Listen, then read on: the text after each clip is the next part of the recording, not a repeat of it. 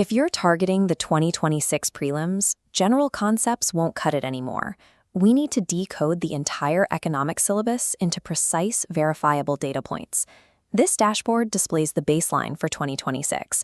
Look at the bottom panels. We track 7.2% GDP growth, inflation capped at 4.5%, and forex reserves above $600 billion. Every policy is engineered to maintain this balance. These metrics are the foundation. UPSC examiners target the structural shifting beneath these top-line figures. They test the friction between what is being measured and how the yardstick itself has changed. A shift in base years renders a growth target meaningless if calculated against the wrong timeline. This is where the specific exam traps are set. The national standard for real GDP has officially moved away from the 2011-12 base year, shifting forward to a 2022-23 baseline. Compare that to the Consumer Price Index on the right. The CPI base year updates to 2024 equals 100, effective February 2026. The union budget locks in a strict fiscal deficit target of 4.4%. What is the formula for the primary deficit? It is the fiscal deficit minus interest payments. Stripping away interest on older debt reveals the truest picture of current financial stress.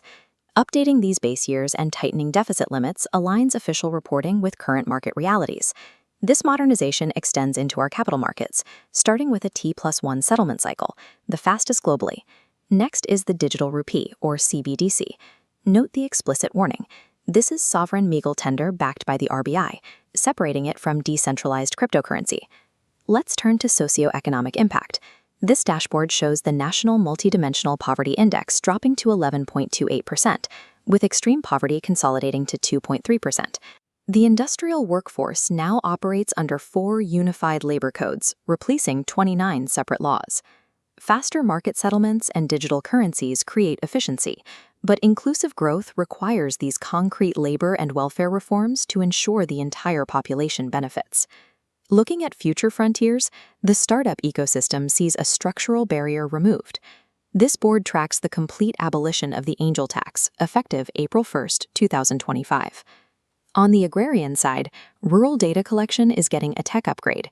The traditional manual Girdawari system is being replaced by the new digital crop survey.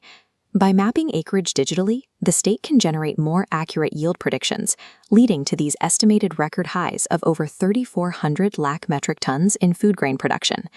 Let's lock in the critical takeaways for the exam. First, memorize the base year splits. 2022-23 for GDP, and 2024 for the CPI. Second, track the structural labor consolidation into 4 codes. Third, anchor macro analysis to that strict 4.4% fiscal deficit target. In the 2026 prelims, precision on these dates, metrics, and policy shifts separates the correct response from the distractor.